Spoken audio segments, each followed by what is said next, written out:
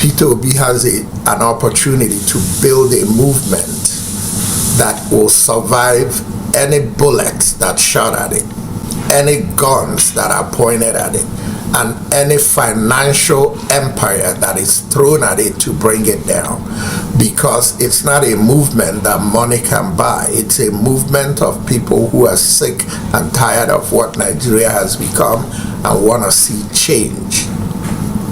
Now, with that said, Peter Obi's first priorities as the candidate of the Labour Party of Nigeria is to distance himself from the sentiment that he is a Southeast candidate. That sound doesn't resonate with people from other parts of Nigeria. Call it prejudice, call it what you like, but it doesn't resonate. Progressive Nigerians and Nigeria's youth that are hungry for change are not looking for a Southeastern favorite to become president. It's irrelevant to them if Peter Obi is from the Southeast. Peter Obi has earned his stripes.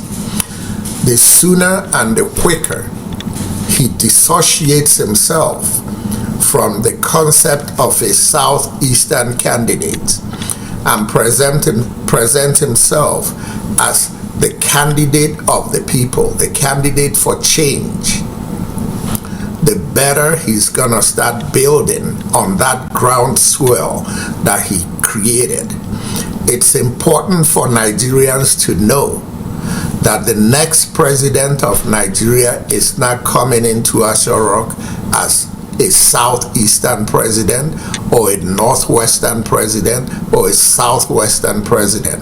That the next president of Nigeria is coming into Aso Rock as a Nigerian that is coming in there with the best interest of Nigerians. 2027 is upon us. Nigeria is at crossroads. The Tinubu government is gradually clamping down on every institution there is in Nigeria to stop him from rigging the election in 2027. I believe there has to be a major revolution. I just hope it's not a bloody revolution. But I also believe whatever it takes is what needs to be done. Mr. Nwankwo, what's your opinion on that? What we need to do is spend more time promoting what Mr. Obi stands for.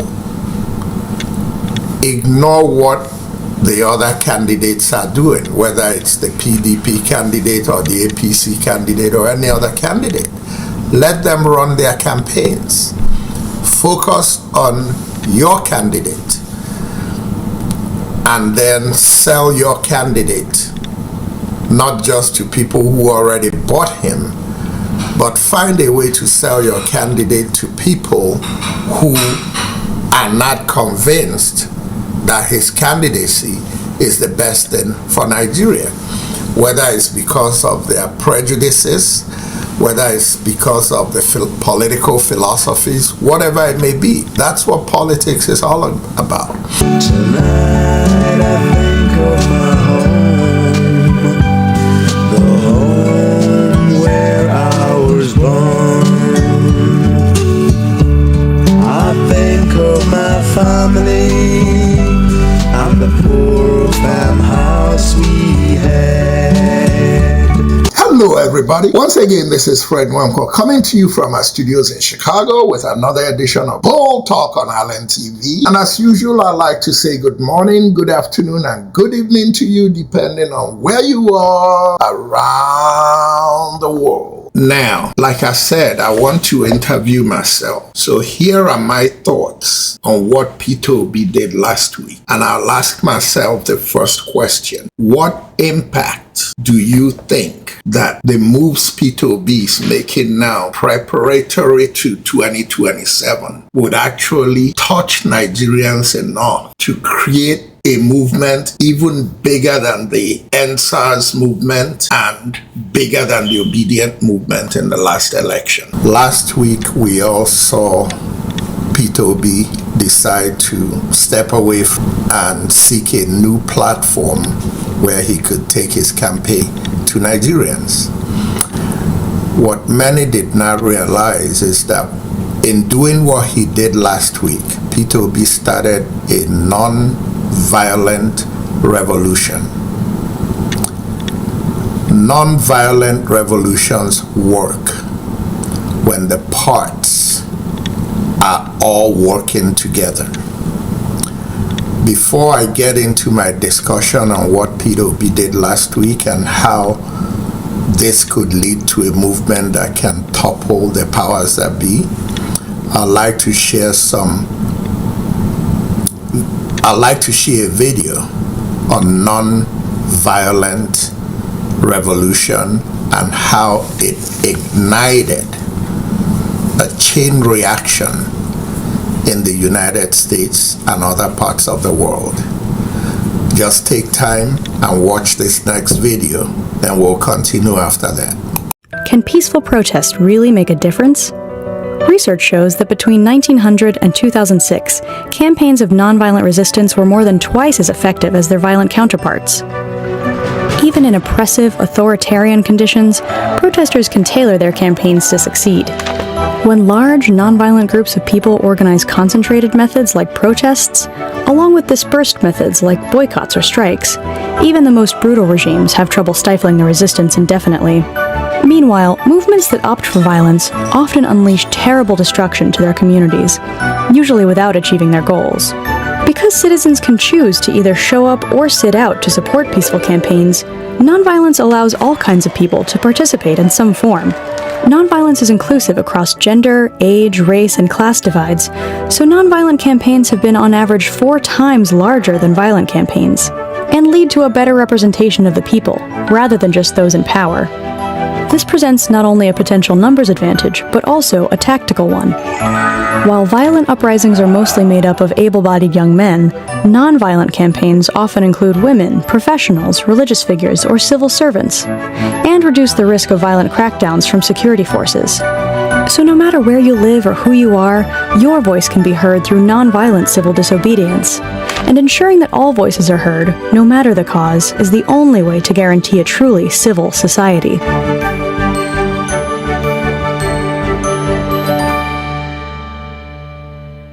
Now, that's great. Great presentation. Mr. Nwankwo, where do we go from here? Mr. Obi's move last week shocked the political landscape of Nigeria. There were a lot of questions about how much that was going to help him. And there was a lot of questions about whether that was the right move or not. My initial reaction was also that it's a bad move, that his best chance to become president of Nigeria is to run with the other major political party. But as time went on and I thought about it, I felt that considering his message is an anti-corruption message, and he decided to blaze a new trail. That trail he has decided to blaze is a revolutionary trail. It's a groundbreaking trail in a way Nigeria has never seen it done before. The rhetoric is that nobody could win an election in Nigeria without being a member of the 2 major political parties. What people fail to understand is that while that may have been the truth in the past, by breaking away, what he created was a groundswell. He shocked the polity. And while people are still digesting it, but there is also a groundswell that is building, and I know many of you have not noted, but there is a groundswell that is building, and it's a movement that is building. And there has never been a third candidate in Nigeria that was able to galvanize a movement. MK Abiola was not a third candidate, but he galvanized a movement that actually radiated across the entire country. And by the time the election was done, people who thought he had no chance were shocked, not only that he had a chance, but he swept the country. Peter Obi has an opportunity to build a movement that will sweep Nigeria. Peter Obi has an opportunity to build a movement that will survive any bullets that shot at it, any guns that are pointed at it, and any financial empire that is thrown at it to bring it down. Because it's not a movement that money can buy. It's a movement of people who are sick and tired of what Nigeria has become and want to see change. Now, with that said, Peter Obi's first priority is to distance himself from the sentiment that he is a Southeast candidate. That sound doesn't resonate with people from other parts of Nigeria. Call it prejudice, call it what you like, but it doesn't resonate.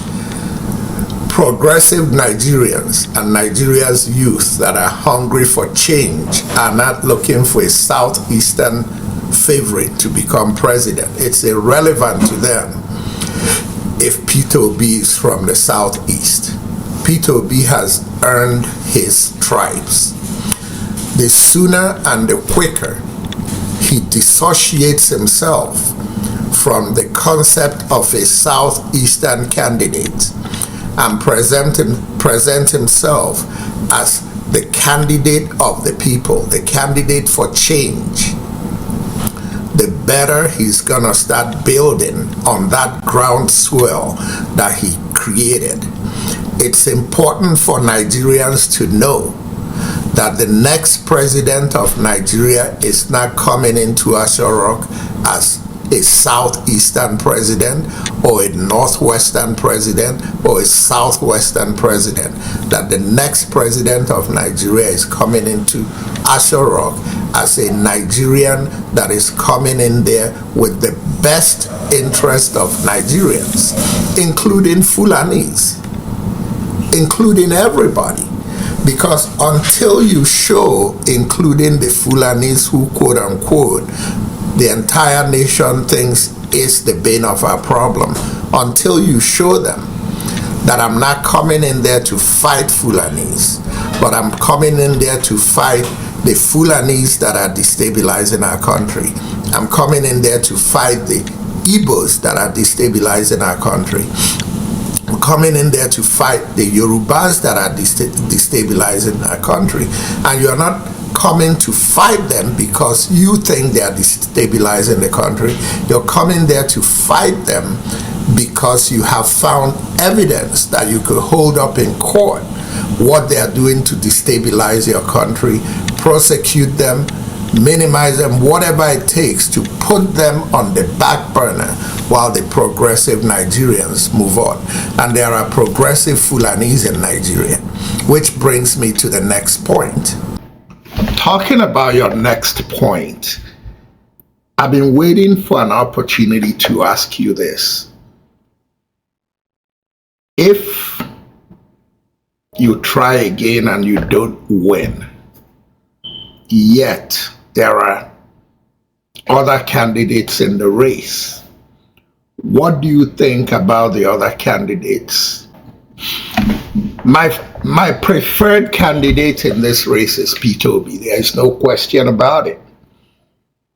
However, if there is a level playing ground, if the beavers work, if the electoral process is followed, if Nigerians come out and vote, and there is fairness in the process, anybody who wins is the person I'll support, which is the fact that, yes, my preferred candidate in this race is Peter Obi, but I don't see a villain in all the other candidates that are running.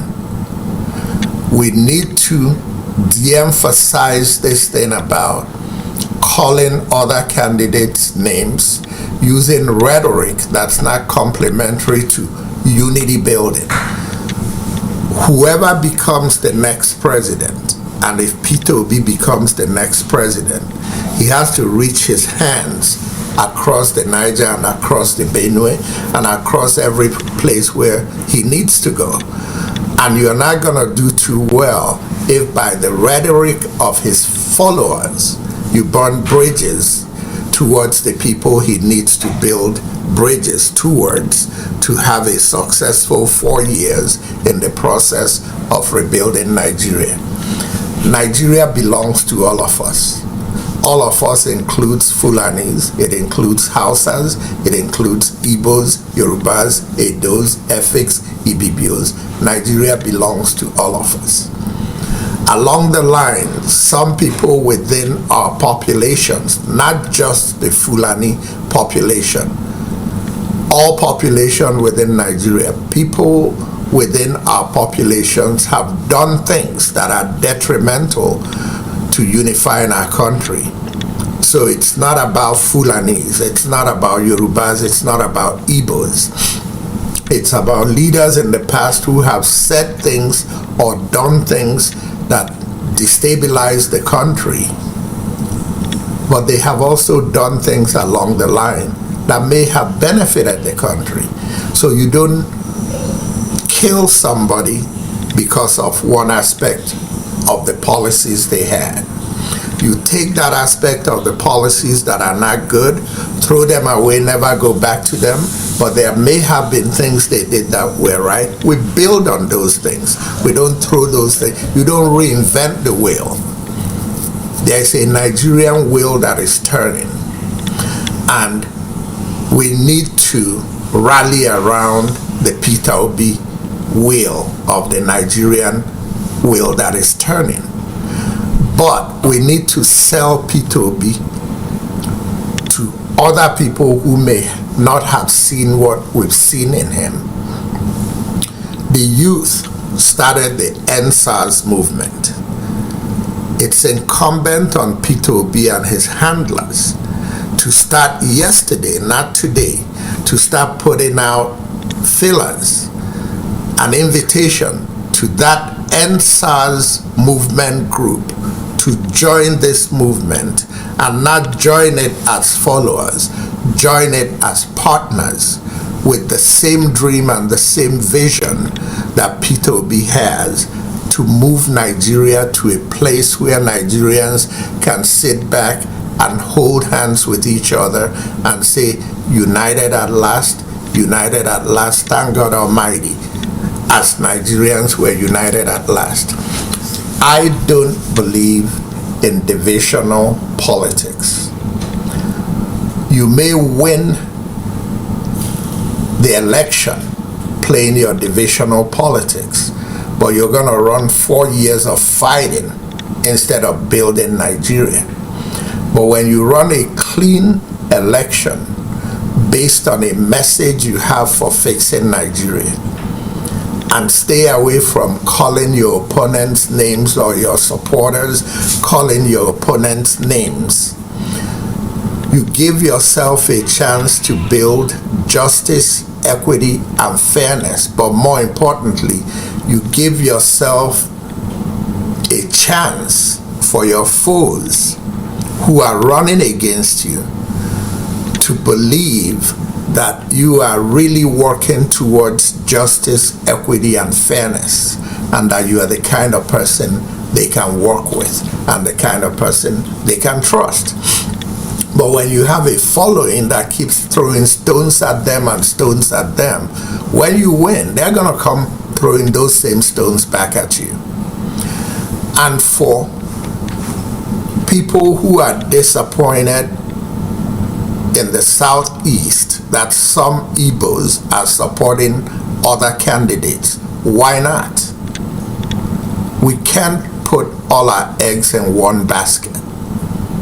We know that a significant number of Igbos like Peter Obi's message.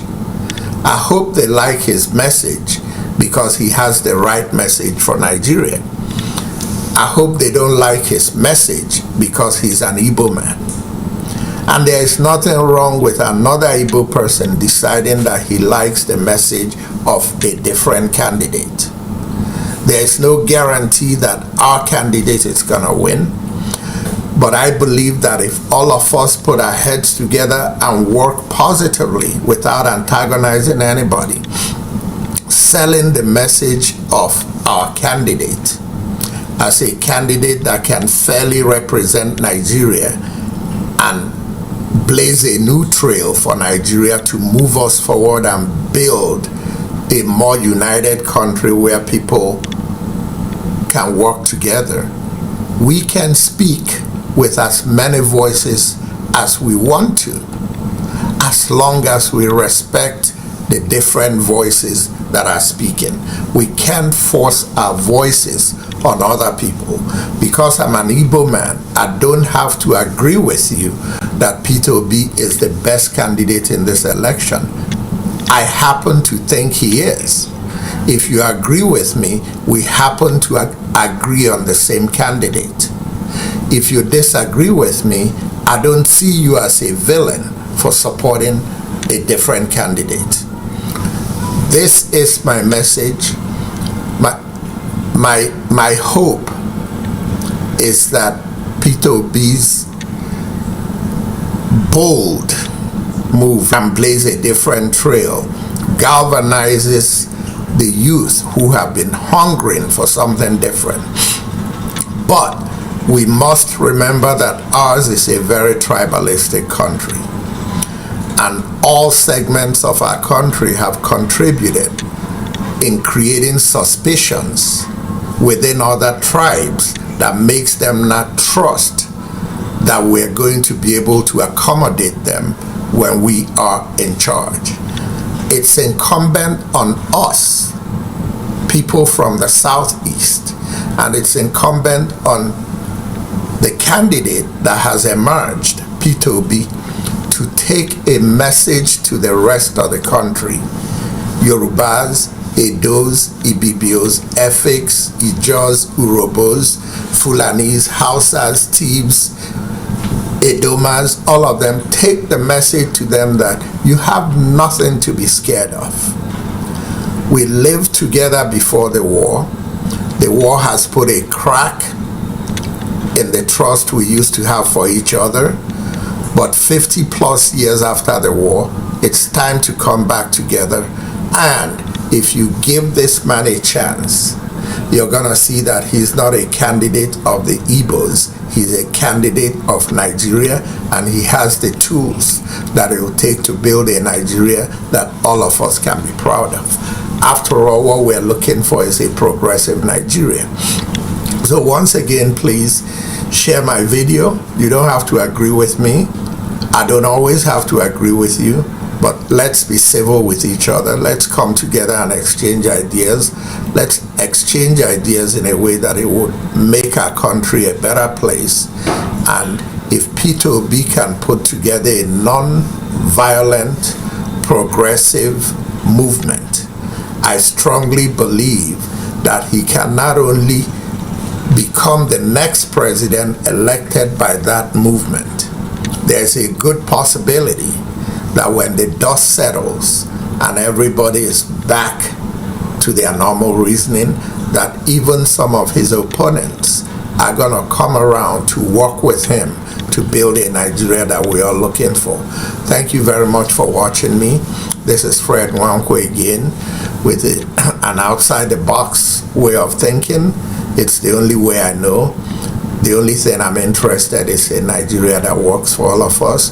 I really think Peter Obi can do that for us. I hope you enjoyed Fred interviewing Fred. Let's get together and get this 2027 ball rolling. Ladies and gentlemen, once again, this is Fred Nwankwo coming to you from our studios in Chicago with another edition of Bull Talk on Allen TV. And until next time, good night and God bless.